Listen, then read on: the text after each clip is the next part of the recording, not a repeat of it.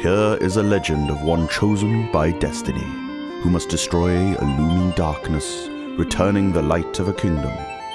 There was a brave king who ruled the peaceful country of Riccar, who one day became overwhelmed by an evil dragon. The dragon had once been bound by the hex of a sword thrust into the heart of his likeness, but the beast was able to instill strong visions of wisdom and power in the king, which brought forth the hidden evil in his heart.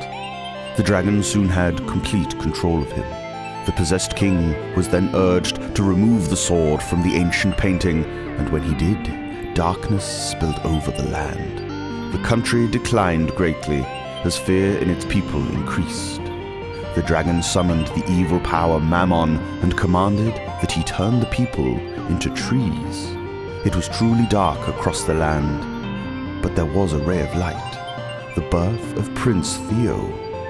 The king grew very angry at the prince, for on his left arm was a birthmark shaped like a dagger. This omen made the king rage until one day he drew his sword with intent to bring it down on the prince. A brave knight named Pascal was astonished and risked his own life to rescue Prince Theo. Pascal then fled with the prince to the forest.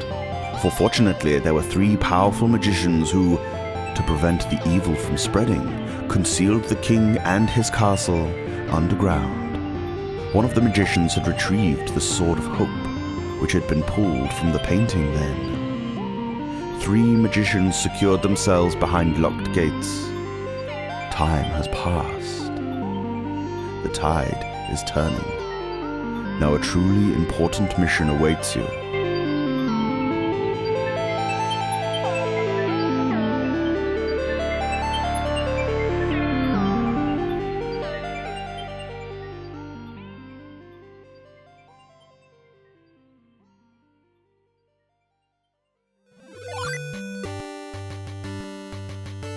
Evil has overcome the once peaceful kingdom of Riccar. A mighty dragon has corrupted the mind of King Hennessy, encouraging him to withdraw the Sword of Hope from its painting prison, thus releasing the dragon to summon the dark powers of Mammon, covering the land in darkness and turning its inhabitants into trees. Who better to wrest the world from the brink of peril than young Prince Theo, a 15-year-old untrained whelp, who also happens to be the Twisted Regent's son? Well, probably lots of people, but Theo is who we're going with. There's a prophecy that needs fulfilling, you see, so it's got to be Theo. As you can guess, what we have here is an almost paint-by-numbers tropey RPG.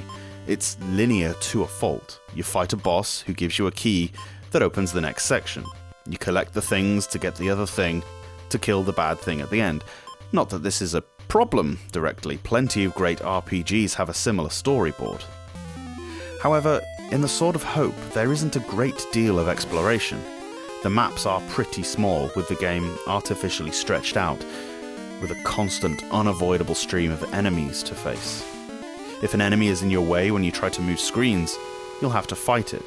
Defeat it, and you don't move screens, you stay where you are, meaning you can sometimes fight 3 or 4 rounds of enemies before being able to move. In a game without maps, this can leave you lost. The attack system is basic, and although you do have a wide array of magic at your disposal, most of the spells do the same thing. Certain enemies, bosses in particular, have specific weaknesses that you need to work out, giving a reason to use them all. Accuracy is not your strong point though, nor is it your opponent's. Either side of the battle can damage themselves or their allies, which gets frustrating, but works to your advantage when one enemy inexplicably torches another one with fireball.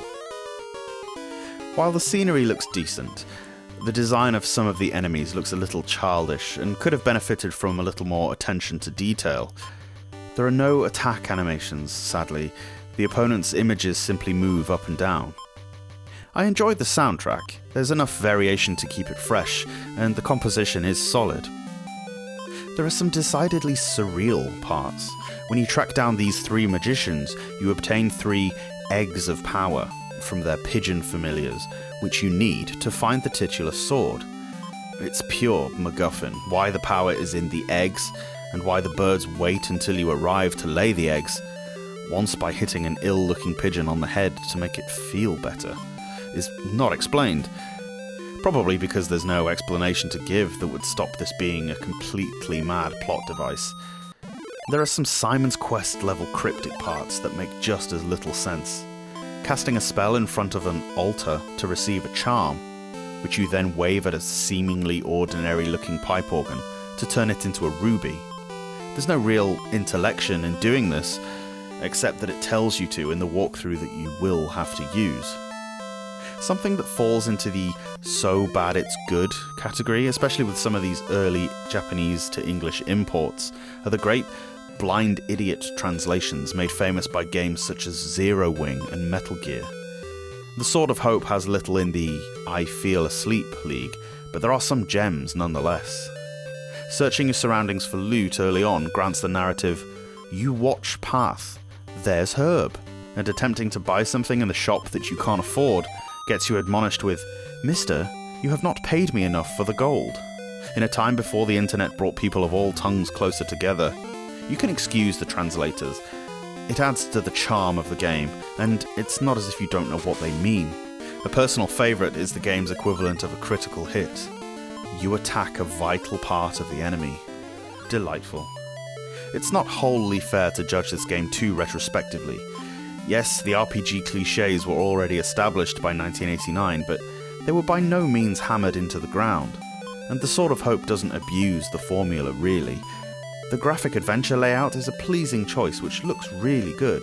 It's a sweet little adventure with plenty of charm. Just don't expect anything you've not seen before.